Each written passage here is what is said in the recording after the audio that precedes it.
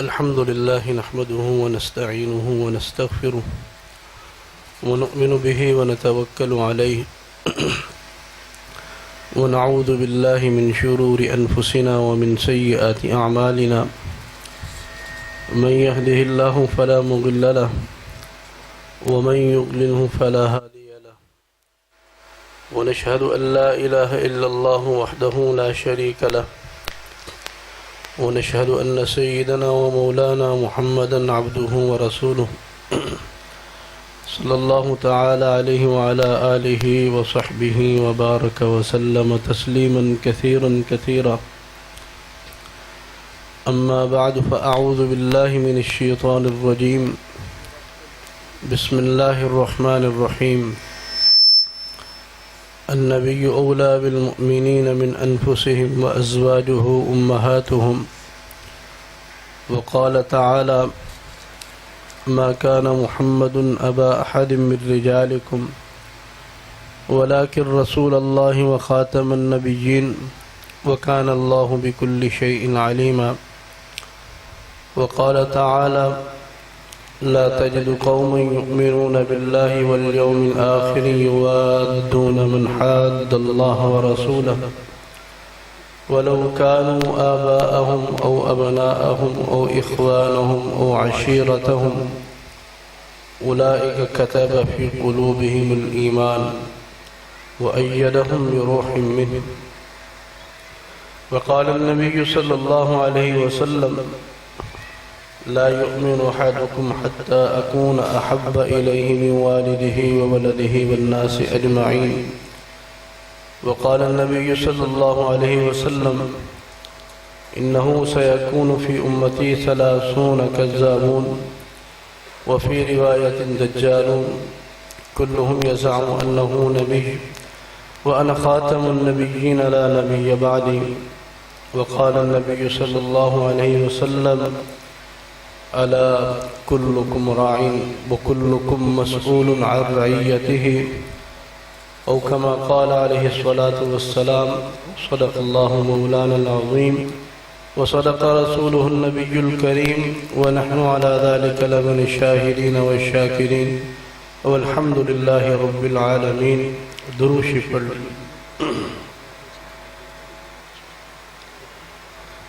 اللهم صل على محمد صلى الله عليه وسلم كما باركت على إبراهيم وعلى إبراهيم.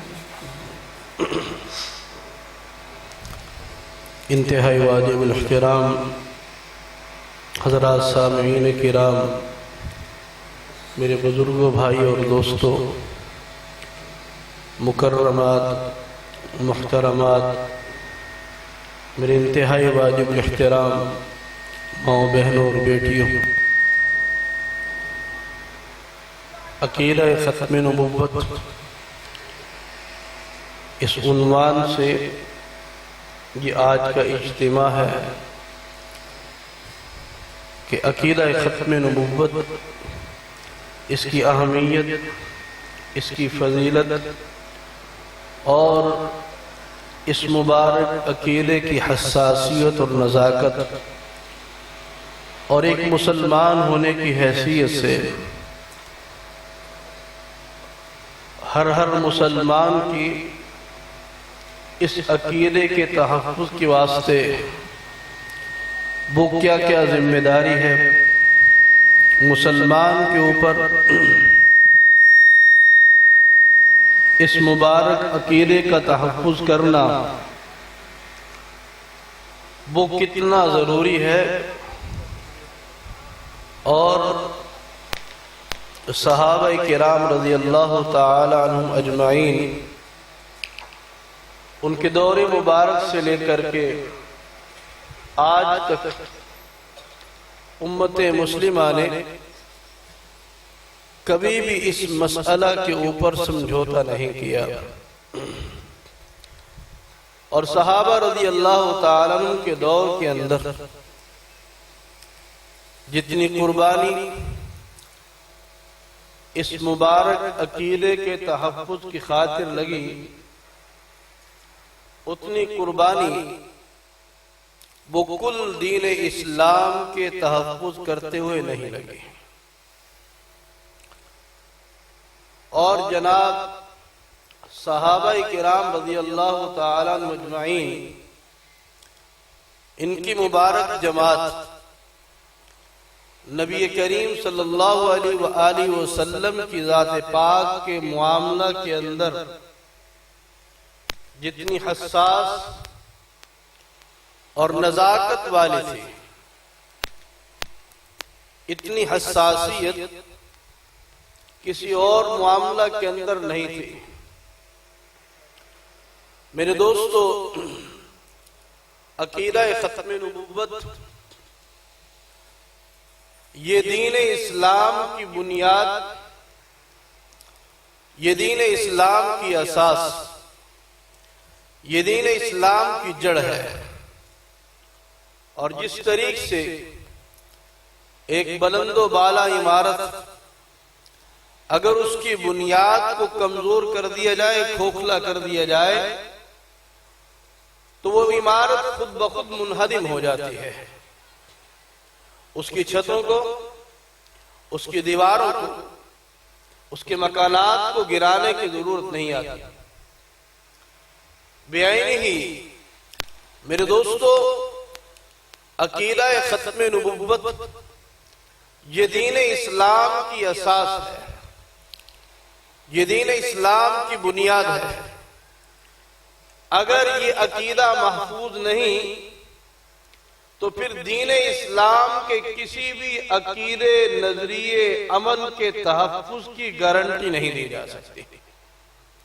کہ کوئی بندہ کہے کہ ایک آدمی وہ عقیدہ ختم نبوت پر نقب زنی کرے اور اس کے بعد یہ کہا جائے کہ یہ توحید کو چھوڑ دے گا، یہ کہا جائے کہ یہ آخرت کی عقیدے کو چھوڑ دے گا، یا یہ کوئی کہے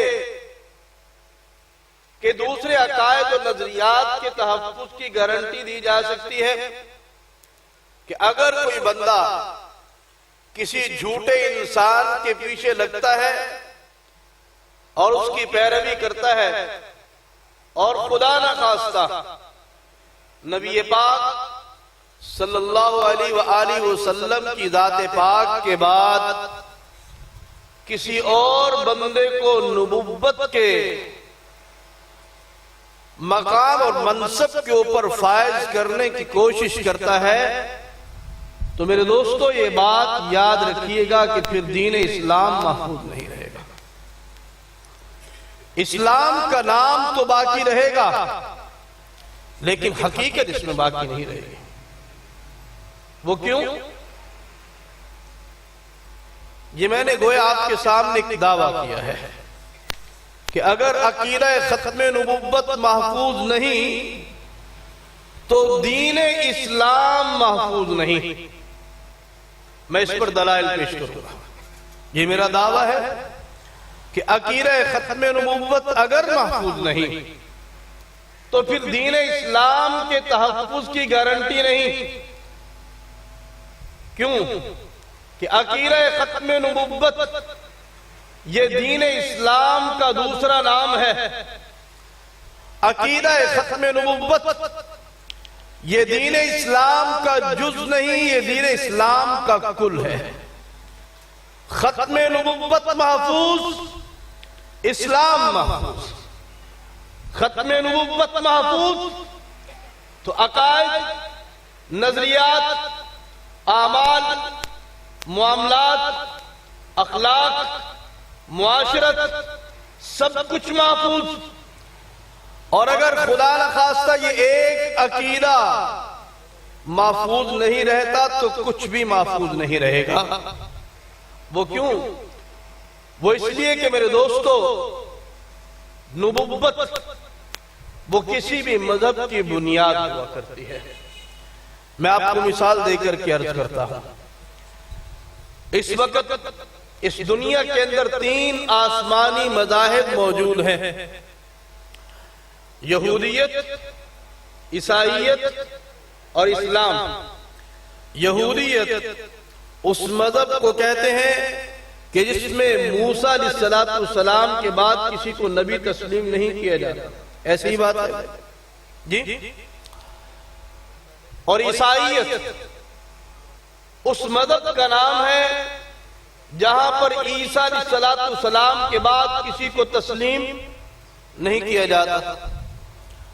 اور اسلام اس مذہب کا نام ہے جو لوگ جناب محمد الرسول اللہ صلی اللہ علیہ وآلہ وسلم آپ کی نبوت کو بھی مانتے ہیں اور آپ کی ختم نبوت پر بھی عقیدہ رکھتے ہیں. اور مسلمانوں کا یہ عقیدہ اور نظریہ کہ جو شخص حضور کے بعد کسی کو نبی تسلیم کرتا ہے وہ چاہے کلمہ پڑھے، نماز پڑھے، روزہ رکھے، حج کرے، زکوٰۃ دے، جہاد کرے، قرآن پڑھے، حدیثوں کو مانے، قیامت کو مانے، محشر کو مانے، جنت و رسول کو مانے، اسلام کے بقیہ تمام عقائد و نظریات کو مانے، لیکن عقیدہ ختم نبوت کو نہیں مانتا، یہ بندہ مسلمان نہیں، یہ بندہ کافر ہے، یہ دائرہ اسلام سے خارج ہے. تو میرے دوستوں میں نے گزارش یہ کی کہ دین اور مذہب اس کی بنیاد وہ نبوت ہوتی ہے. جہاں پر نبوت بدلتی ہے وہاں پر مذہب بدل جاتا ہے. جہاں پر نبوت بدلتی ہے وہاں پر شریعت بدلتی ہے. جہاں پر نبوت بدلتی ہے وہاں پر کتاب بدلتی ہے. جہاں پر نبوت بدلتی ہے وہاں پر احکامات بدلتے ہیں. جہاں پر نبوت بدلتی ہے وہاں پر عبادات بدلتی ہیں. جہاں پر نبوت بدلتی ہے وہاں پر عبادت گاہیں بدل جاتی ہیں. جہاں پر نبوت بدلتی ہے وہاں پر قبلہ بدلتا ہے. جہاں پر نبوت بدلتی ہے وہاں پر کتاب بدلتی ہے. جہاں پر نبوت بدلتی ہے وہاں پر عقیدے بدلتے ہیں. جہاں پر نبوت بدلتی ہے وہاں پر نظریے بدلتے ہیں. میرے دوستو جہاں نبوت بدلتی ہے وہاں پر پورا مذہب بدلتا ہے. میں آپ کو مثال دے کر کے عرض کرتا ہوں. میں نے بتایا نا کہ 3 آسمانی مذاہب ہیں. یہودی وہ کون سی کتاب کو مانتے ہیں؟ تورات کو، زبور کو، انجیل کو یا قرآن پاک کو؟ جی آپ کو میری بات سمجھ آ رہی نا؟ تو آپ میرے ساتھ ساتھ چلتے رہیں گے. میں آپ کو انشاءاللہ عقیدہ ختم نبوت یہ مسئلہ سمجھا کر کے جاؤں گا کہ اس کی حساسیت کیا ہے، اس کی اہمیت کیا ہے. کہ یمامہ کے میدان کے اندر صدیق نے جو 1200 صحابہ کرام کے لاشیں وہاں پر گروائے ہیں وہ ایسے نہیں گروائے میرے دوستو. جو یمامہ کے اندر خون کی ہولی کھیلی گئی ہے وہ ایسے نہیں کھیلی گئی. ان کے سامنے یہ عقیدہ اور نظریہ تھا، ان کے سامنے اسلام کی بقا تھی یا اسلام کی بقا تھی یا اسلام کی فنا تھی. اس واسطے میرے دوستو سب چیزوں کو وہ داؤ پر لگا کر کے محمد الرسول اللہ صلی اللہ علیہ وسلم کی ختم نبوت کے عقیدے کی پہریداری کی گئی ہے. ان کو پتا تھا کہ عقیدہ ختم نبوت نہ رہا تو کچھ نہیں رہے گا. میں آپ کو یہ مسئلہ سمجھانا چاہتا ہوں کہ محض تقریر نہیں میرے دوستو، تقاریر سے فائدہ کم ہوتا ہے لیکن مسئلہ سمجھنے سے فائدہ زیادہ ہوتا ہے. تو آپ مسئلے کو سمجھنے کی کوشش کیجئے. تو میں نے آپ کو گزارش کی کہ 3 آسمانی مذاہب ہیں. یہودی ان کی کتاب کون سی؟ تورات. ان کا قبلہ کون سا؟ بیت المقدس، بیت اللہ تو نہیں. ان کی عبادت گاہ کو کیا کہا جاتا ہے؟ سینیگوگ. وہ مسجد میں نہیں جاتا، وہ مندر میں نہیں جاتا، وہ گرجا گھر میں نہیں جاتا، وہ سینیگوگ کے اندر جاتا ہے. اور ان کی عبادت کا طریقہ نماز نہیں ہے مسلمانوں والی. عیسائیوں کی طرح صلیب کی پوجا نہیں ہے، بلکہ میرے دوستو ان کی عبادت کا طریقہ جدا، عبادت گاہ کا طرز جدا، ان کی کتاب جدا، ان کے احکامات جدا، سب کچھ دوسرے مذاہب سے جدا۔ اب سوچئے کہ اگر یہ یہودی سیدنا عیسیٰ علیہ السلام کو اللہ کا نبی تسلیم کر لیتا ہے تو اب یہ یہودی کہلائے گا یا عیسائی کہلائے گا؟ یہ عیسائی کہلائے گا، یہ یہودی نہیں کہلائے گا۔ اب اس کی کتاب تورات کہلائے گی یا انجیل کہلائے گی؟ یہ عبادت کرنے کے واسطے سینیگوگ میں جائے گا یا گرجے کے اندر جائے گا؟ یہ گرجا کے اندر جائے گا۔ اب یہ موسیٰ علیہ السلام کو آخری نبی مانے گا یا ان کے بعد عیسیٰ علیہ السلام کو بھی تسلیم کرے گا؟ جی یہ عیسیٰ علیہ السلام کو بھی مانے گا۔ اب جب عیسیٰ علیہ السلام کو مانے گا تو اس کے 5 مرکزی عقیدے بن جائیں گے: الوہیت کا، ابنیت کا، تثلیث کا، صلیب کا، کفارے کا اور رفع نزول عیسیٰ علیہ السلام کا۔ یہ 5 عقیدے، یعنی یہ کہے گا کہ عیسیٰ علیہ السلام خدا ہے، مریم صدیقہ علیہ السلام خدا ہے اور خدا ایک نہیں خدا 3 ہے۔ یہ عیسیٰ علیہ السلام کو خدا کا بیٹا مانے گا۔ اسی طریقے سے یہ صلیب کا قائل ہوگا کہ عیسیٰ علیہ السلام کو اللہ نے اپنے بیٹے کی قربانی دی ہے، اس کو سولی پر چڑھایا ہے، پھر ان کو آسمانوں پر زندہ اٹھایا ہے۔ صلیب و کفارے کا یہ عقیدہ رکھے گا۔ اور میرے دوستو اس کا قبلہ تو بیت المقدس ہی رہے گا، لیکن کتاب بدل جائے گی، احکامات بدل جائیں گے، عقیدے بدل جائیں گے، نظریے بدل جائیں گے، عبادت بدل جائے گی، عبادت گاہ بدل جائے گی۔ سب کچھ بدلا کہ نہیں بدلا؟ بدلی کیا چیز تھی؟ صرف ایک چیز بدلی تھی، کیا؟ نبوت۔ کیا بدلی تھی؟ نبوت بدلی تھی۔ سب کچھ بدل گیا۔ نبوت کے بدلنے سے ایک چیز نہیں سب چیزیں بدلی ہیں۔ اور میرے دوستو اگر یہی عیسائی مسلمان ہو جائے تو اب اس کی کتاب کون سی کہلائے گی؟ انجیل یا قرآن؟ یہ عبادت کرنے کے لیے کہاں جائے گا؟ مسجد میں یا گرجا گھر میں؟ مسجد میں جائے گا۔ یہ کیا کرے گا؟ یہ صلیب کی پوجا کرے گا۔ یہ اپنی پیشانی کو کس کے سامنے ٹیکے گا؟ یہ اللہ تعالیٰ کے سامنے اپنی پیشانی کو ٹیکے گا۔ اور میرے دوستو یہ عبادت کیا کرے گا؟ کیا صلیب کی پوجا کرے گا؟ کیا یہ عیسیٰ علیہ السلام کو خدا مانے گا، خدا کا بیٹا کہے گا؟ مائی مریم صدیقہ علیہ السلام کو یہ خدا مانے گا؟ یہ باپ بیٹا روح القدس یہ اس عقیدے کے اوپر کھڑا ہوگا، یہ تثلیث کا قائل ہوگا یا توحید کا قائل ہوگا؟ میرے دوستو یہ توحید کا قائل ہوگا۔ اس کا قبلہ بیت المقدس کہلائے گا یا بیت اللہ کہلائے گا؟ اب میرے دوستو بتائیے کہ نبوت بدلی ہے تو پورا دین بدلا ہے کہ نہیں بدلا؟ بدلا ہے۔ صرف 1-2 حکم نہیں بدلے میرے دوستو، سارے احکامات بدل گئے ہیں۔ اب سمجھیے میری بات کو جو میں نے دعویٰ کیا تھا کہ جہاں نبوت بدلتی ہے وہاں پر سب کچھ بدل جاتا ہے۔ اسی واسطے میں نے کہا تھا کہ عقیدہ ختم نبوت یہ دین اسلام کا جز نہیں کل ہے۔ یہ دین اسلام کا جز نہیں، یہ دین اسلام کا کل ہے۔ اگر عقیدہ ختم نبوت یہ باقی نہ رہا، یہ محفوظ نہ رہا تو دین اسلام باقی نہیں رہے گا۔ نمازیں، روزے، حج، زکوٰۃ، جہاد، قرآن، حدیث کچھ بھی باقی نہیں رہے گا اگر عقیدہ ختم نبوت باقی نہ رہا۔ میرے دوستو اگر یہی مسلمان جو پہلے عیسائی تھا، اس سے پہلے یہودی تھا، بعد میں مسلمان ہوا، خدا نہ خواستہ یہ بدبخت کسی ایسے بدبخت کو جو حضور کے بعد نبوت کا دعویٰ کرنے والا ہو اس کو اللہ کا نبی ماننا شروع کر دیتا ہے تو بتائیے مسلمان کہلائے گا یا کافر کہلائے گا؟ یہ کافر کہلائے گا۔ اب سمجھیے کہ انسان جس کو نبی تسلیم کرتا ہے، کسی کو نبی ماننے کا مطلب کیا ہوتا ہے، مقصد کیا ہوتا ہے؟ آپ اور میں جناب محمد رسول اللہ صلی اللہ علیہ وآلہ وسلم کو اللہ کا نبی مانتے ہیں۔ اب بتائیے کہ اگر رسول اللہ صلی اللہ علیہ وسلم کی زبان مبارک سے ایک بات نکلی ہے، مجھے اور آپ کو اس کا بالفرض علم نہیں ہے، لیکن جب پتہ چل جاتا ہے تو کیا اس کو ماننے میں دیر لگائیں گے؟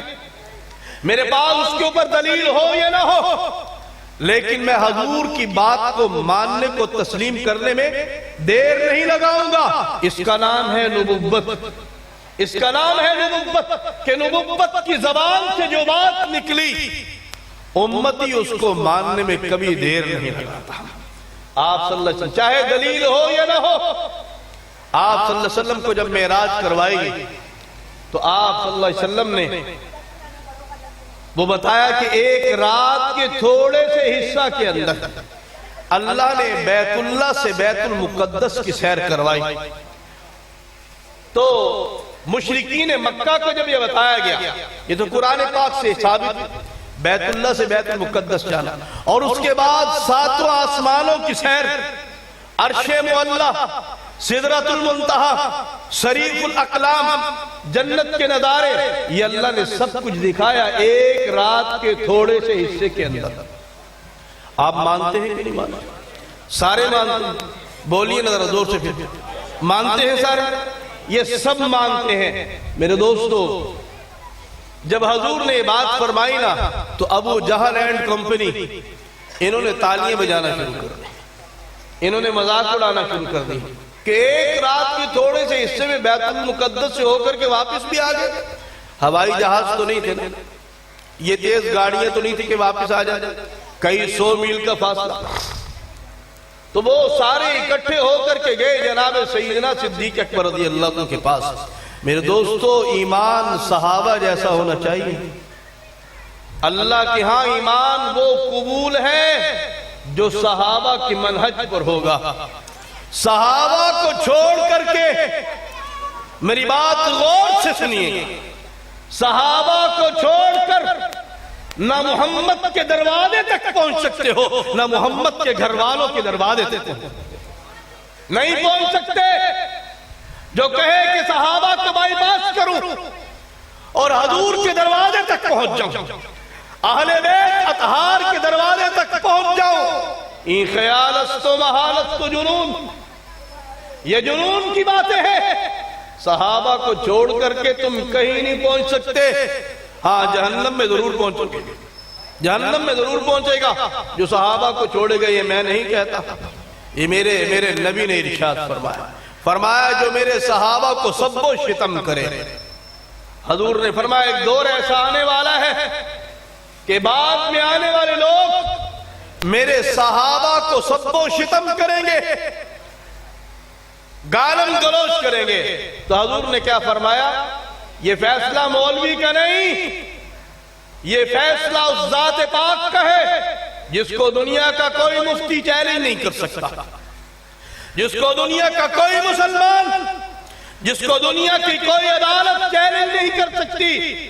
حضور نے فرمایا من سبہم فعلیہ لعنت اللہ والملائکۃ والناس اجمعین، کہ جو میرے پیارے صحابہ کو بھونکنے والا ہے اس کے اوپر رب کی لعنت ہے، اس کے اوپر تمام فرشتوں کی لعنت ہے، اس کے اوپر تمام انسانوں کی لعنت ہے۔ اور میرے نبی نے فرمایا اذا رأیتم الذین یسبون اصحابی فقولوا لعنت اللہ علی شرکم، فرمایا جب تم دیکھو کہ کوئی بندہ میرے صحابہ کو بھونک رہا ہے تو تم کہو تیرے شر کے اوپر میرے اللہ کی لعنت، تیرے شر پر رب کی لعنت ہو۔ یہ رسول اللہ صلی اللہ علیہ وسلم کا فتویٰ ہے، اس کو کوئی چیلنج نہیں کر سکتا۔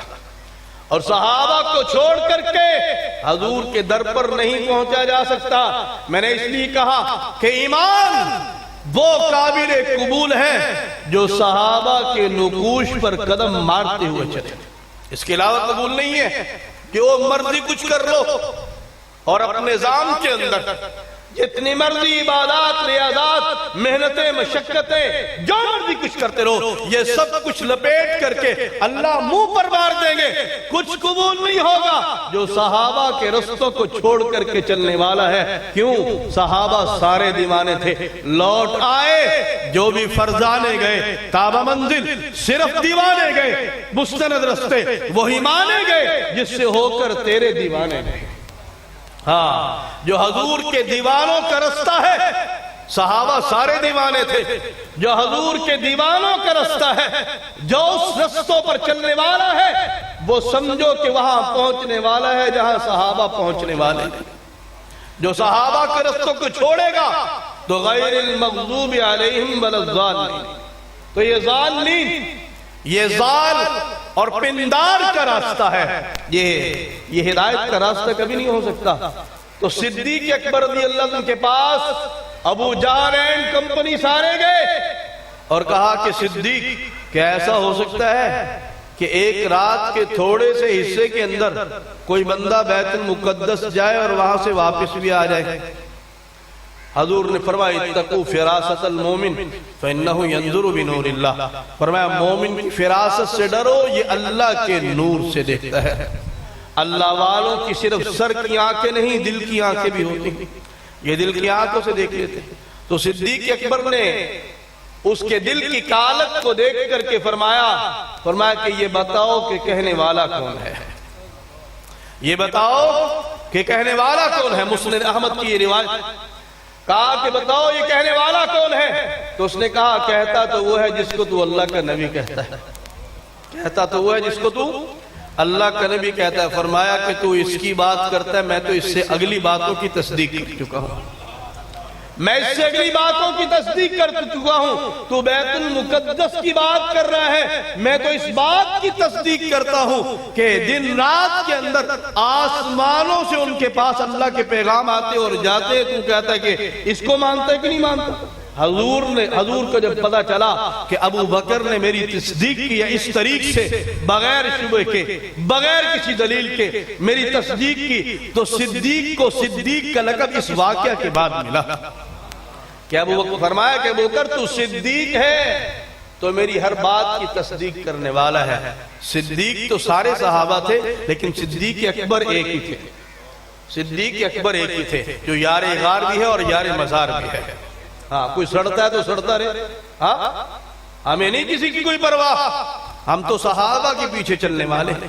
کیوں کہ حضور نے خود فرمایا علیکم بسنتی و سنت الخلفاء الراشدین المہدیین. فرمایا کہ میری سنت کو لازم پکڑو، میرے خلفاء راشدین. اور صدیق اکبر عمر فاروق کا بالخصوص نام لے کے فرمایا کہ میرے بعد صدیق اور عمر کی سنت کو لازم پکڑو. یہ حضور نے خود فرمایا جی. تو صدیق نے کیا فرمایا؟ فرمایا میں تو اس سے اگلی باتوں کی تصدیق کر چکا ہوں. تو میں نے آپ سے گزارش کی، یہ واقعہ جہاں سے شروع ہوا وہ میں نے کیا کہا کہ نبوت کس ذات کو کہا جاتا ہے کہ جو کسی کو نبی تسلیم کرتا ہے وہ نبوت سے کسی دلیل کا تقاضا نہیں کرتا. وہ نبوت کی زبان پر اعتماد کرتا ہے، وہ نبوت کی زبان پر یقین رکھتا ہے. وہ جاوید غامدی کی طرح دلیلوں کے پیچھے نہیں بھاگتا، وہ جاوید غامدی کی طرح لاجک کے پیچھے نہیں بھاگتا.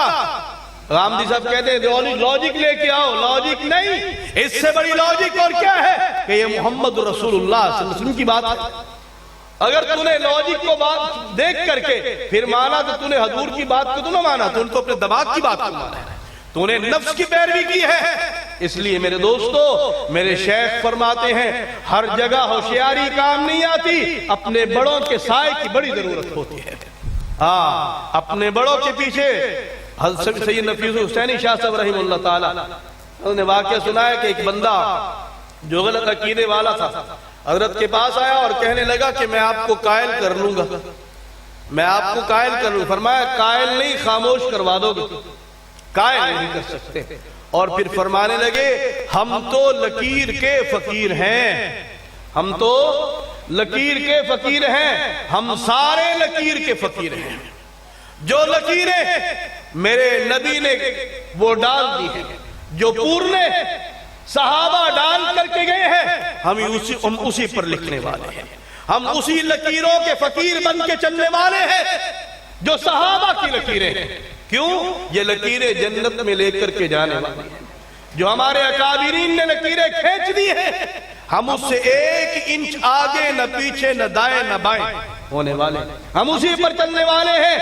تو میرے دوستو، نبوت کی ذات دلیل ہوا کرتی ہے تو نبوت کی ذات اتھارٹی ہوتی ہے. تو میں نے گزارش کی اگر کوئی شخص حضور کی ذات پاک کے بعد نبوت کا دعویٰ کرے اور کوئی بدبخت اس آدمی کو نبی تسلیم کر لے، خدا نخواستہ اب یہ مسلمان تو نہیں رہے گا. جی اب مجھے بتائیے، اس نے کسی بدبخت کو نبی مان لیا اور جس نے نبوت کا دعویٰ کیا ہے حضور کی پیاری ذات کے بعد، اگر یہ کہے کہ کلمہ مسلمانوں والا نہیں، اس کو چھوڑنا پڑے گا کہ نہیں چھوڑنا پڑے گا؟ یہ کہے نماز مسلمانوں والی نہیں، اس کو چھوڑنی پڑے گی کہ نہیں پڑے گی؟ یہ کہے روزے مسلمانوں والے نہیں، اس کو چھوڑنے پڑیں گے کہ نہیں مسلمانوں کے روزے؟ یہ کہے جہاد نہیں تو اس کو چھوڑنا پڑے گا. یہ کہے کہ قرآن نہیں، اسے چھوڑنا پڑے گا. یہ کہے حدیث نہیں، اس کو چھوڑنا پڑے گا. یہ کہے گا حج نہیں، اس کو چھوڑنا پڑے گا. یہ کہے زکوٰۃ نہیں، اس کو چھوڑنا پڑے گا. یہ کہے فلاں عقیدہ نہیں، اس کو چھوڑنا پڑے گا. یہ جس چیز کا انکار کرواتا جائے گا، جو اس کے ہاتھ پر بے ایمان ہوا ہے، مرتد ہوا ہے، اس کو ہر بات چھوڑنی پڑے گی میرے دوستوں. اور آپ کے اس دور کے اندر یہ فتنہ موجود ہے، آپ کے لاہور کے اندر بھی موجود. یہ گنگا رام ہاسپٹل ہے، وہاں پر وارث خان روڈ ہے، وہاں پر ایک بہائی سینٹر کے نام سے گھر ہے. شاید آپ نے دیکھا کہ نہیں دیکھا، میں وہاں پر خود ہو کر کے آیا. آپ نے جانا نہیں. یہ بہائی ایک فتنہ ہے. سن 1850 کے اندر بہاءاللہ ایرانی نے نبوت کا دعویٰ کیا. مرزا قادیانی سے پہلے اس بدبخت نے نبوت کا دعویٰ کیا تھا، بہاءاللہ ایرانی نے. اس کے ماننے والے بہائی کہلاتے ہیں. ان لوگوں کے ساتھ میری خود ملاقات ہوئی ہے، ان سے مناظرے ہوئے ہیں، ان سے میری گفتگو ہوئی ہے. ان کے جو مبلغین ہیں ان سے میری گفتگو ہوئی ہے، اور ایسے لوگوں سے ملاقات بھی ہوئی جو مسلمان سے مرتد ہو کے بہائی بنے تھے. یہ سکیم موڑ کے پاس اتحاد کالونی، وہاں پر ایک بابا رہتا تھا، مر گیا، مردار ہو گیا. یوسف بجنوری اس کا نام تھا. یہ مسلمان سے مرتد ہوا، پوری فیملی بہائی ہوا. میری اس سے بہت عرصہ ملاقاتیں رہی، اس سے گفتگو چلتی رہی. بہاءاللہ ایرانی کا عقیدہ اور نظریہ کیا کہ حضور اللہ کے آخری نبی نہیں، حضور کے بعد اللہ نے مجھے نبوت عطا کی.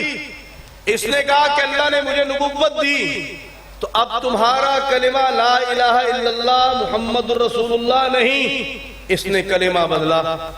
اس نے کہا مسلمان دن رات میں 5 نمازیں پڑھتے ہیں، تمہارے اوپر 3 نمازیں ہیں، صغرا، وسطی، کبرا. یہ 3 نمازوں کے نام. میں نے بھائی خود پڑھا ہوا ہے، یہ اس لیے آپ کو باتیں بتا رہا. دیکھا مسلمان نماز سے پہلے پانی کے لیے وضو کرتے ہیں. ہمارے ہاں وضو کے لیے کہتا ہے پانی کی کوئی ضرورت نہیں. آسمان کی طرف دیکھ کے چند کلمات پڑھتے ہیں، کہتا ہے وضو ہو گیا. نے کہا مسلمانوں کا قبلہ مکہ میں، یہ اس طرح منہ کر کے نماز پڑھتے ہیں. اس نے کہا ہمارا قبلہ مکہ میں نہیں بلکہ عکا کے اندر ہے.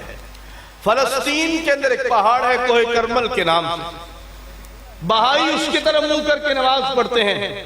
اس نے کہا ہمارے ہاں جماعت کی کوئی نماز نہیں. اسی طرح ہمارے ہاں عبادت گاہ و مسجد، ان کے ہاں مسجد نہیں، ان کے ہاں مشرق الاذکار کے نام سے وہ عبادت گاہ کا نام ہے.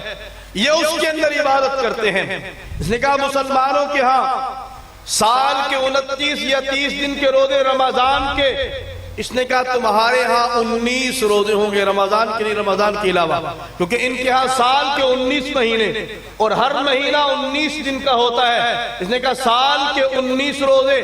اور اس نے کہا کہ مسلمانوں کے ہاں ایک بڑا فریضہ ہے جہاد، جس کی برکت سے ہم نے افغانستان کو جیتا.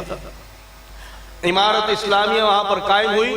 43 سال کے جہاد کے بعد پورے افغانستان پر عمارت اسلامیہ قائم ہوئی ہے. اللہ تعالیٰ اس کو قائم و دائم رکھے، اللہ تعالیٰ اس کو بقا عطا فرمائے، اور اللہ تعالیٰ ہمیں ان کا معاون و مددگار بنائے. ان کے لیے دعائیں کیا کریں. شیخ الاسلام مفتی تقی عثمانی صاحب دامت برکات اللہ علیہ بڑے اعتدال کے ساتھ چلنے والے، زمانہ شناس، دنیا پھری ہے، لیکن حضرت نے فرمایا کہ ان کے لیے باقاعدہ دعائیں کیا کرو. میرے دوستو بلا مبالغہ لاکھوں جانیں قربان کرنے کے بعد یہ عمارت اسلامیہ میں یہ اللہ کا بہت بڑا انعام ہے. ایسا نہ ہو خدا نخواستہ ہماری بدعملی کی وجہ سے اللہ اسے میں معروف کر دے. اللہ تعالیٰ اس کو تابع قیامت آباد فرما دے, ان کی حفاظت فرمائے اللہ تعالیٰ. تو بہرحال وہ کہتے ہیں کہ مسلمانوں کے ہاں جہاد ہے, ہمارے ہاں کوئی جہاد نہیں ہے. اس نے کہا اسی طرح اس نے کہا کہ جس طرح قرآن نے آ کر کے تورات, زبور, انجیل اور باقی صحائف کو منسوخ کر دیا, اس نے کہا میرے اوپر اللہ نے ایک کتاب نازل کی جس کا نام کتاب اقدس ہے. اس نے کہا اس کتاب اقدس نے آ کر کے قرآن کو منسوخ کر دیا ہے, حدیث کو منسوخ کر دیا ہے. اس نے کہا مسلمانوں کے ہاں قیامت کا عقیدہ, اس نے کہا ہمارے ہاں قیامت کوئی چیز نہیں ہے. اب بتائیے میرے دوستو, بہاءاللہ ایرانی نے حضور کے بعد کیا کیا؟ نبوت کا دعویٰ, اور مسلمانوں نے اس کو نبی تسلیم کر لیا. بعض مسلمانوں نے اس کو نبی مانا. تو جس نے نبی مانا, کلمہ رہا, بولتے جائیے, نماز رہی, روزہ رہا, حج رہا, زکوٰۃ رہی, جہاد رہا, قرآن رہا, حدیث رہی, کچھ نہ رہا, باقی رہ گیا ایک توحید کا عقیدہ. تو بہاءاللہ ایرانی نے کہا کہ جس نے دنیا کے اندر اللہ کے وجود کو دیکھنا ہو وہ مجھے آ کر کے دیکھ لے. میں اللہ کے وجود کا مظہر ہوں. جس نے دنیا کے اندر رب کو دیکھنا ہو وہ مجھے آ کر کے دیکھے. میں رب کے وجود کا مظہر ہوں. توحید بھی نہ رہی.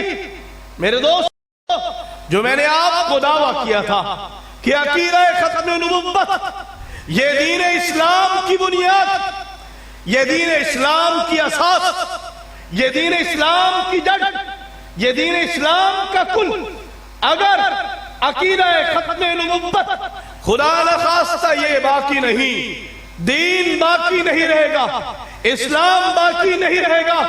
یہی وجہ ہے کہ یمامہ کے اندر سب سے پہلے شہید ختم نبوت جناب حبیب ابن زید انصاری رضی اللہ تعالیٰ عنہ, مسیلمہ کذاب جو نبوت کا دوسرا دعوے دار ہے, جب اس کے دربار کے اندر کھڑے ہوتے ہیں مسیلمہ کذاب ان سے پوچھتا ہے اتشہد ان محمد رسول اللہ, حبیب کیا تو گواہی دیتا ہے کہ محمد صلی اللہ علیہ وسلم اللہ کے نبی ہیں, اللہ کے رسول ہیں؟ وہ کیا فرماتے ہیں؟ اشہد ان محمد رسول اللہ, ہاں گواہی دیتا ہوں کہ محمد صلی اللہ علیہ وسلم اللہ کے رسول ہیں, اللہ کے نبی ہیں. اور جب اس نے پوچھا اتشہد انی رسول اللہ, کیا تو اس بات کی بھی گواہی دیتا ہے کہ میں بھی اللہ کا نبی ہوں, میں بھی اللہ کا رسول ہوں؟ کیا فرمایا؟ انا اسم لا اسمع ان فی اذنی سمع ان سماع ما تقول. فرمایا مسیلمہ بہرا ہوں, سن نہیں سکتا, بہرا ہوں, سن نہیں سکتا. کہا مسیلمہ جو تو بھونکتا ہے, بکواس کرتا ہے, میرے کان اس کو نہیں سنتے. مسلمانوں, جوانوں, مرد ہو یا خواتین, میری بات کو اپنے دلوں پر لکھیے. حبیب ابن زید انصاری رضی اللہ تعالیٰ عنہ بڑی صفاقی کے ساتھ, بڑے ظلم کے ساتھ ان کو شہید کیا جاتا ہے. وجہ کیا ہے؟ جرم کیا ہے؟ گناہ کیا ہے جس کی ان کو سزا دی جاتی ہے؟ حبیب رضی اللہ تعالیٰ عنہ کا جرم صرف یہی تھا کہ محمد کریم علیہ السلام آپ کی نبوت اور آپ کی ختم نبوت کا نعرہ لگایا ہے. عقیدہ ختم نبوت کو سرےدار بیان کیا ہے. تختہ دار پر حضور کی ختم نبوت کو بیان کر کے جاتے ہیں. مسیلمہ نے کہا حبیب تجھے پتا ہے تو میرے دربار کے اندر بیٹھا ہے, میں تیرے ساتھ سلوک کیا کروں گا؟ حبیب کا جواب سننے والا تھا. ایک ایک مسلمان کے لیے, مرد و عورت کے واسطے مشعل راہ ہے. فرمایا بھلے تم جو مرضی کچھ کرو، ہم حضور کے بعد کسی کی طرف دیکھنا بھی گوارا نہیں کرتے۔ ماننا بڑی دور کی بات ہے۔ اسد الغابہ فی معرفت الصحابہ، اس کتاب کے اندر مورخ نے اس واقعے کو لکھا۔ مسیلمہ اپنی نبوت کو ماننے کے متعلق پوچھتا ہے، حبیب فرماتے ہیں نہیں سنتا، بہرا ہوں۔ مسیلمہ نے کہا جب حضور کی نبوت کے متعلق پوچھتا ہوں سنتا ہے، جواب دیتا ہے، جب اپنی نبوت کے متعلق پوچھتا ہوں بہرا ہو جاتا ہے، سنتا نہیں۔ جلاد کو کہا حبیب کا ایک ہاتھ کاٹ دو، حبیب کا ہاتھ کاٹ دو۔ آپ کا ہاتھ کاٹ دیا۔ مورخ نے کیا لکھا؟ فَفَعَلَ ذَلِكَ مِرَارًا فَقَطَّعَهُ مُسَيْلَمَةُ عُزْبًا۔ اس نے بات کئی دفعہ دہرائی، حبیب نے ہر دفعہ یہی جواب دیا، فَقَطَّعَهُ مُسَيْلَمَةُ، مسیلمہ نے شہید کروایا، لیکن ایسے نہیں کہ ایک ہی دفعہ میں آپ کی گردن کو اتار دیا ہو، بلکہ اس نے ایک ایک جسم کا ایک ایک جسم کا ٹکڑا کر کے وہ کٹوایا ہے۔ ایک دفعہ سوال کرتا ہے، ایک ہاتھ کاٹا جاتا ہے، پھر سوال کرتا ہے، ایک پاؤں کاٹا جاتا ہے، پھر سوال کرتا ہے، دوسرا ہاتھ کاٹا جاتا ہے، پھر سوال کرتا ہے، دوسرا پاؤں کاٹا جاتا ہے، پھر سوال دہراتا ہے، بازو پوری کاٹی جاتی ہے، پھر سوال دہراتا ہے، ٹانگ پوری کاٹی جاتی ہے، پھر سوال دہراتا ہے، دوسری بازو کاٹی جاتی ہے، پھر سوال دہراتا ہے، دوسری ٹانگ کٹتی ہے۔ آنکھوں کے سامنے جسم کے اعضاء کٹ کٹ کے گر رہے ہیں، جسم سے خون کے فوارے چھوٹ رہے ہیں۔ حبیب کا اتنا سا دھڑ باقی رہ جاتا ہے، آخری دفعہ آپ سے سوال کیا جاتا ہے۔ حبیب ابن زید انصاری رضی اللہ تعالیٰ عنہ اسی ایمان کے ساتھ، اسی جرأت کے ساتھ، اسی بہادری کے ساتھ، اسی دلیری کے ساتھ، اسی جذبے کے ساتھ، اسی عشق و وفا کے ساتھ آخری وقت کے اندر بھی حضور کی ختم نبوت کا نعرہ لگا کر کے دنیا سے چلے۔ آخری وقت کے اندر بھی میرے دوستو ختم نبوت کا عقیدہ تقریروں سے نہیں پہنچا، یہ خون سے پہنچا ہے۔ ہاں، یہ پسینہ بہا کر کے نہیں، یہ خون بہا کر کے، یہ انگلیاں کٹوا کر کے نہیں، یہ گردنیں کٹوا کر کے مسلمانوں تک پہنچا ہے۔ تم صحابہ کرام رضی اللہ تعالیٰ عنہم ان کی روایات کے امین ہو، تم اس دین محمدی کے وارث ہو جس کو سینچنے کے واسطے صحابہ نے پانی نہیں خون دیا ہے۔ خون اللہ کی قسم بڑی قربانی لگی ہے، یہ دردناک ان کی شہادت۔ لیکن میرے دوستو یہ صحابہ ان کے پیچھے والدین کی تربیت کا اثر تھا کہ جو حضور کی جانی ساری ایسی تھی۔ میرے دوستو حبیب کو حبیب بنانے والی ان کی ماں ام عمارہ تھی۔ یہاں پر میری مائیں تشریف فرما ہوگی، بہنیں تشریف فرما ہوگی۔ حبیب بھی کسی ماں کا بچہ تھا، حبیب بھی کسی کا بھائی تھا، وہ بھی کسی کا لخت جگر تھا۔ صحابیات کے سینوں میں وہ پتھر کے دل نہیں تھے، لوہے اور فولاد کے دل نہیں تھے، یہی گوشت پوت کے لوتھڑے تھے۔ لیکن میری بہنوں، میری ماں، میری بچیوں، میری باتوں کو اپنے دل پر لکھ کر کے جانا۔ ام عمارہ رضی اللہ تعالیٰ عنہا جب ان کے پاس قاصد پیغام لے کر کے پہنچتا ہے کہ ام عمارہ تیرے بیٹے کو حضور کا ختم نبوت کا عقیدہ بیان کرنے کی وجہ سے مسیلمہ نے شہید کروا دیا، تو ماں نے کیا نوحہ کیا؟ ماں کیا رونے لگ گئی؟ ماں نے بین شروع کر دیا، سینہ کو بھی شروع کر دی، اپنے بال بکھیر لیے، بے پرد ہو کر کے آہو بکا شروع کر دی۔ نانا ماں کی زبان سے کلمہ شکر نکلا اور کیا کہا کہ آج کے دن کے لیے میں نے حبیب کو جنم دیا تھا، آج کے دن کے لیے میں نے حبیب کو جنم دیا تھا۔ قاسم نے کہا اماں تیرے بیٹے کے جسم کے ٹکڑے کیے گئے ہیں، ہاتھوں کو پاؤں کو بازوؤں کو ٹانگوں کو کاٹا گیا ہے۔ اس بے دردی کے ساتھ، اس صفاقی کے ساتھ حبیب کو شہید کیا گیا۔ تو ماں نے کہا لیومن ارضاتہ، فرمایا ہاں آج کے دن کے لیے حبیب کو دودھ پلا کر کے جوان کیا تھا، آج کے دن کے لیے حبیب کو دودھ پلا کر کے جوان کیا تھا کہ اس کی جوانی، اس کی قوت، اس کی جان، اس کا مال، میرا بچہ، میرا لخت جگر محمد کریم علیہ السلام کی نبوت و ختم نبوت پر قربان۔ آج کے دن کے لیے اس کو جنم دیا تھا۔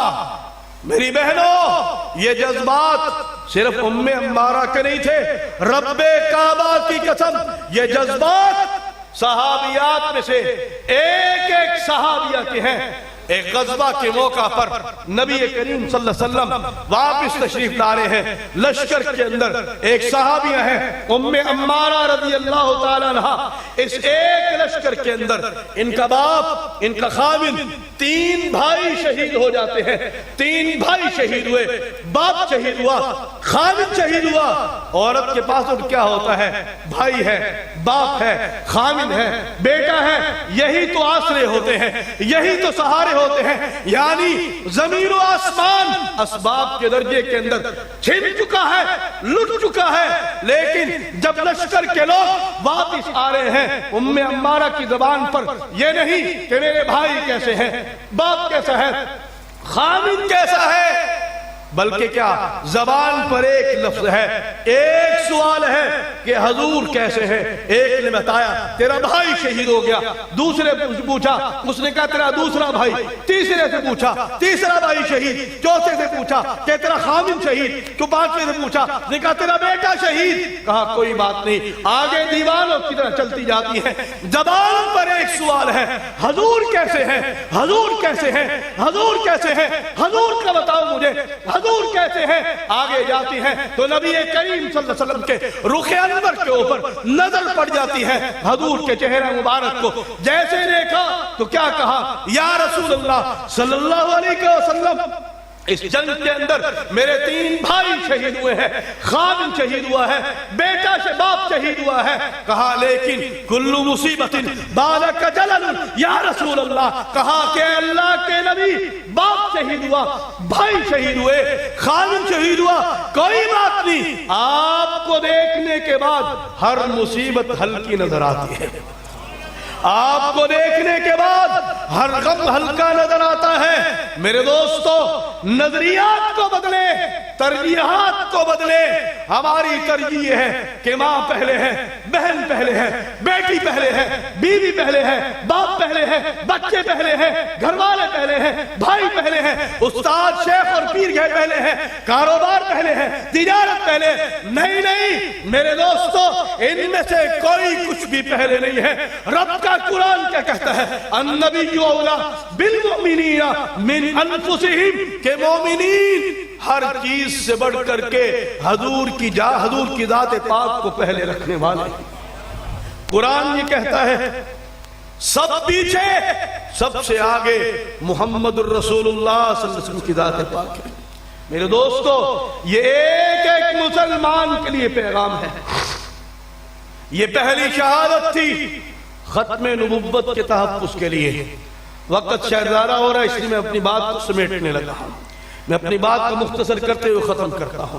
میرے دوستو، یہ یمامہ کا میدان، یہ پہلی شہادت یمامہ میں جو مسلمہ کے دربار میں ہوئی، حضور دنیا سے پردہ فرما گئے۔ صدیق نے یمامہ کے اندر یک بعد دیگرے 3 لشکروں کو روانہ کیا ہے، اور ان 3 لشکروں کے اندر مورخین نے لکھا ہے اتنے مسلمان شہید ہوئے کہ اس سے پہلے 83 جنگیں لڑی جا چکی ہیں، ان 83 جنگوں میں اتنے مسلمان شہید نہیں ہوئے جتنے اس ایک جنگ کے اندر شہید ہوئے ہیں، جتنے اس ایک جنگ کے اندر وہ 83 جنگیں پورے دین اسلام کے تحفظ کے لیے تھیں. یمامہ کا میدان وہ صرف اور صرف ختم نبوت کے تحفظ کے لیے تھا. اور جب یمامہ کا میدان سجایا گیا ہے تو وہاں پر میرے دوستو کوئی خاص نہیں، کوئی عام نہیں، کوئی چھوٹا نہیں، کوئی بڑا نہیں، کوئی نیا نہیں، کوئی پرانا نہیں، کوئی امیر نہیں، کوئی غریب نہیں، کوئی حاکم نہیں، کوئی محکوم نہیں، سب کو روانہ کیا گیا. اس سے پہلے قانون بن چکا کہ اصحاب بدر جو بدر میں لڑنے والے ہیں ان صحابہ کو کسی جنگ میں نہیں بھیجا جائے گا. لیکن صدیق نے قانون بدلا، کہا اس جنگ کے اندر بدری صحابہ بھی جائیں گے. کیوں؟ یہ حضور کی ذات کا مسئلہ ہے. میرے دوستو جہاں حضور کی ذات پاک آتی ہے وہاں کوئی خاص نہیں ہوتا، وہاں کوئی خاص نہیں، وہاں سارے عام. وہاں پر عالم بھی، مفتی بھی، فقیہ بھی، مجتہد بھی، محدث بھی، مفسر بھی، مجدد بھی، ائمہ بھی، صوفیہ بھی، متکلمین بھی، مجاہدین بھی، سارے جائیں گے. امیر بھی جائے گا، غریب بھی جائے گا، جوان بھی جائے گا، بوڑھا بھی جائے گا، نوجوان بھی جائے گا، ہر طرح کے لوگ جائیں گے. یمامہ کو دیکھو اٹھا کر کے، وہاں پر تمہیں لڑنے والے اصحاب بدر بھی ملیں گے، وہاں پر تمہیں لڑنے والے فقیہ العصر بھی ملیں گے. حضور نے فرمایا میری امت کا فقیہ ابن مسعود ہے. میری امت کا فقیہ کون؟ ابن مسعود. یمامہ کے اندر ابن مسعود یہ فقیہ امت خود لڑ رہے ہیں، خود گئے ہیں وہاں. عمر فاروق رضی اللہ تعالیٰ عنہ ان کے سگے بھائی زید بن خطاب یمامہ میں شہید ہوئے ہیں. ابو دجانہ رضی اللہ تعالیٰ عنہ بڑے صحابہ میں آتے ہیں، وہی شہید ہوئے ہیں. 70 بدری صحابہ یمامہ میں شہید ہوئے ہیں. 700 حافظ قرآن یمامہ میں شہید ہوئے ہیں. 700 حافظ قرآن، جب قرآن ابھی کتابی شکل میں نہیں آیا تھا، 700 حفاظ اور قراء اس میں شہید ہوئے. 27,000 مسلمی قتل کیے گئے. مدینہ منورہ خالی، پیچھے جوان نہیں. کسی نے سوال کیا صدیق اکبر سے کہ ابو بکر امیر المؤمنین آپ نے مدینہ طیبہ کو خالی کر دیا، مدینہ منورہ کے اندر عورتیں رہ گئیں. عورتیں کون ہیں؟ میری اور آپ کی گھر والی ہیں.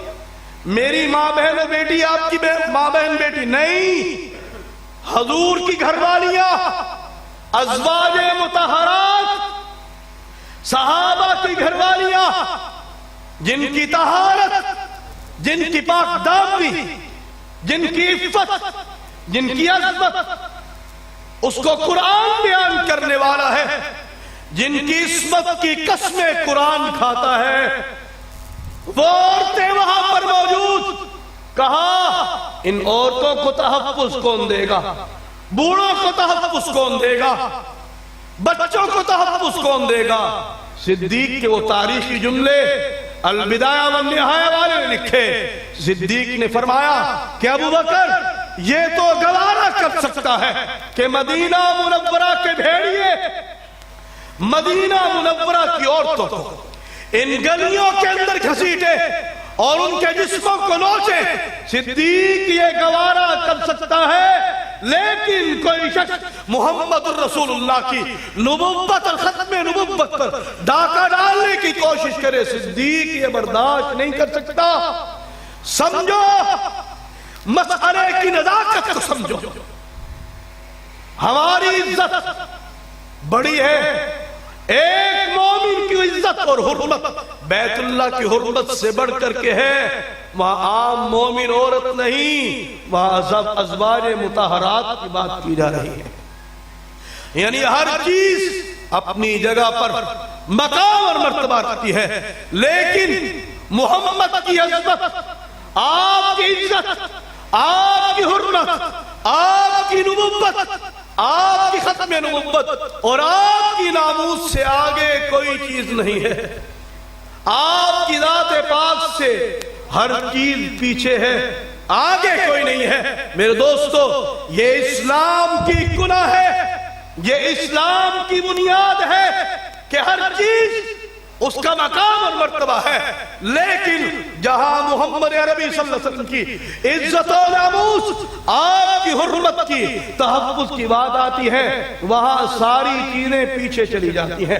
سب سے آگے محمد عربی صلی اللہ علیہ وسلم کی عزت و ناموس کی پہرے داری ہے۔ کیا خیال ہے؟ ہم بھی کریں گے انشاءاللہ العزیز۔ یہ کیا بیانوں کی حد تک محدود تو نہیں رہے گا؟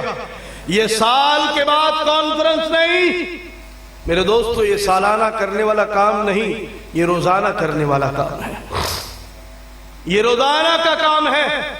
وہ بدبخت ازلی، ان کو تو اس وقت صدیق اکبر نے کھٹے لین لگا دیا، اس دور کا منکر ختم نبوت مسیلمہ کذاب، اور آج کے دور کا منکر ختم نبوت مسیلمہ پنجاب مرزا غلام احمد قادیانی۔ میرے دوستو، وہ چند سال اس کا فتنہ چل کے ختم ہو گیا، لیکن فتنہ مرزائیت آج اس کو چلتے ہوئے کتنا عرصہ ہو گیا؟ تقریباً 140 سال۔ کتنا؟ 140 سال۔ پاکستان کو بنے کتنا عرصہ ہو گیا؟ 73 سال۔ 73 سال پاکستان اسلام کی بنیاد پر حاصل کیا گیا، کلمے کی بنیاد پر حاصل کیا گیا۔ پتہ نہیں کتنے مسلمانوں نے قربانیاں دی، کتنی ماں بہنوں بیٹیوں کی عزتوں کو تار تار کیا گیا، کتنی ماں بہنوں بیٹیوں نے اپنی عزتیں بچانے کے لیے خودکشی کی، کنووں کے اندر چھلانگ لگا کر کے اپنی عزتوں کو بچایا۔ پاکستان حاصل ہوا، مقصد کیا تھا؟ کیا زمین کا ایک ٹکڑا چاہیے تھا؟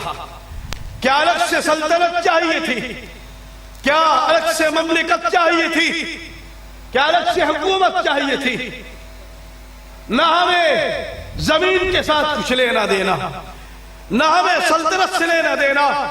ہم نے پاکستان کے لیے قربانیاں اس لیے دی تھیں کہ مسلمان اسلام کے مطابق زندگی گزار سکے، اس کرۂ ارض کے اوپر، اس دھرتی کے اوپر محمد کریم علیہ السلام نبوت کا پھریرا لہرایا جائے گا، آپ کی ختم نبوت کے پرچم کو لہرایا جائے گا، نہ کہ میرے نبی کی حرمت کے اوپر، میرے نبی کی ختم نبوت اور ختم نبوت کے اوپر یہ کتے بھونکیں گے اور ہم خاموش تماشائی بن کر کے سنیں گے۔ یہ پاکستان اس لیے نہیں حاصل کیا گیا تھا۔ مجھے یہ بتائیے کہ پاکستان بننے کے بعد کیا آپ کے پاکستان کے 4 صوبوں کے اندر آج تک کوئی مسلمان مرزائی نہیں ہوا؟ بتائیے مجھے، یار بولے تو صحیح، میں غلط بات کر رہا ہوں؟ میں آپ کی تحقیر کے لیے بات نہیں کر رہا، یہ تذکیر کے لیے بات کر رہا کہ مجھے احساس تو ہونا کہ ہم کہاں پر کھڑے ہیں۔ میرے دوستو، یہ کڑوا سچ ہے، یہ تلخ حقیقت ہے، میں اس کو قبول کروں یا نہ کروں۔ کبوتر بلی کو دیکھ کر کے آنکھیں بند کر لے تو بلی اس کو چھوڑا نہیں کرتی، وہ بہرحال اس کو کھاتی ہے۔ ہم کبوتر بن کے آنکھیں بند کر لیں، کافر اپنے کام پر لگا ہے۔ میں آپ سے ایک سوال کرنا چاہتا ہوں کہ مجھے بتائیں، ان 73 سالہ تاریخ کے اندر اگر پاکستان کے مسلمانوں میں سے 73 مسلمان قادیانی ہو جاتے، میری کامیابی تھی یا ناکامی تھی؟ آپ بولیں گے کہ نہیں؟ بات ختم کر دوں، تھک گئے آپ سے؟ جی آپ کہیں تو میں دعا کروا دیتا ہوں، پھر کیوں نہیں بولتے آپ؟ اس کے اندر میں خود بھی شامل ہوں آپ کے ساتھ۔ مجھے بتائیں، اگر 73 سالوں میں 73 مسلمان خدا نخواستہ قادیانی ہوتے، یہ کامیابی تھی یا ناکامی تھی؟ یہ ناکامی تھی۔ اب مجھے آپ خود بتا دیں کہ ان 73 سالوں میں کیا صرف 73 بندے مسلمان سے قادیانی ہوئے یا زیادہ؟ ہماری فتح ہے یا شکست ہے؟ شکست ہے۔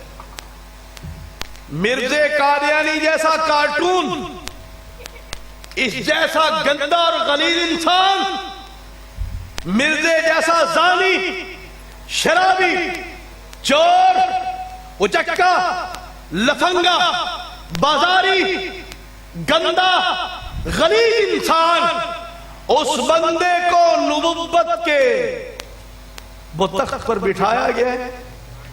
اور صرف یہ نہیں کہ اس کو نبوت کے تخت پر بٹھایا ہو، مرزائی کتابوں کے اندر یہ لکھا ہے کہ مرزا صرف اللہ کا نبی نہیں، یہ نعوذ باللہ دوسرا محمد الرسول اللہ ہے۔ یعنی مرزے قادیانی میں اور نبی کریم صلی اللہ علیہ وسلم میں نعوذ باللہ کوئی فرق نہیں۔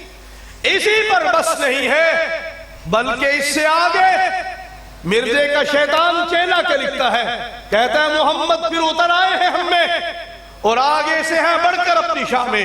محمد دیکھنے اور جس نے اکمل غلام احمد کو دیکھے قادیاں میں، کہتا ہے محمد صلی اللہ علیہ وسلم ہمارے اندر دوبارہ اتر آئے ہیں مرزے کی شکل کے اندر۔ کہتا ہے اس محمد کی شان نعوذ باللہ پہلے محمد سے بھی زیادہ ہے۔ یعنی مرزے قادیانی کا مقام اور مرتبہ حضور سے بھی بڑھ کر علیہ باللہ نقل کفر نباشت۔ مسلمانوں اپنے دل پر ہاتھ رکھ کر کے مجھے ایک بات کا جواب دینا، جو بھوک جو بکواس اس نے حضور کے متعلق کی ہے تمہارے متعلق کرتا، تم کیا برداشت کرتے؟ اس نے کہا محمد ایک نہیں نعوذ باللہ دو ہے۔ اگر کوئی بندہ مجھے آپ کو میری ماں بہن بیٹیوں میں سے کسی کو کہتا کہ تیرا باپ ایک نہیں تیرے دو باپ ہیں، نعوذ باللہ تیری ماں کے دو خاوند ہیں، برداشت کر لیتے؟ بولیے نا، برداشت کر لیتے؟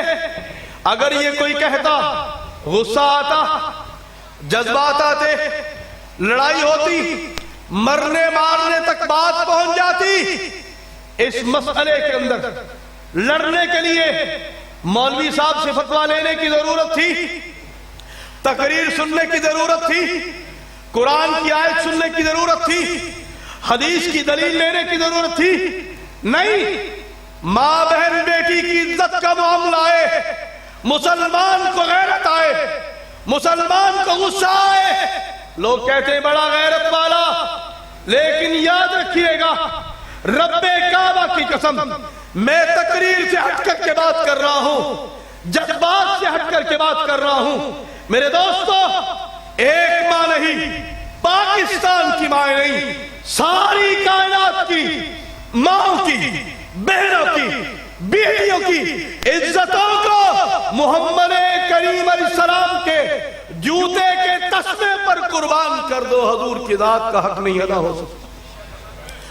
میرے دوستو ساری کائنات میں عزتیں میرے نبی نے تقسیم کی، ماں کو عزت دینے والے میرے نبی ہیں، بہنوں کو عزت دینے والے میرے نبی ہیں، بیٹیوں کو عزت دینے والے میرے نبی ہیں، بیویوں کو عزت دینے والے میرے نبی ہیں، باپ کو عزت دینے والے میرے نبی ہیں۔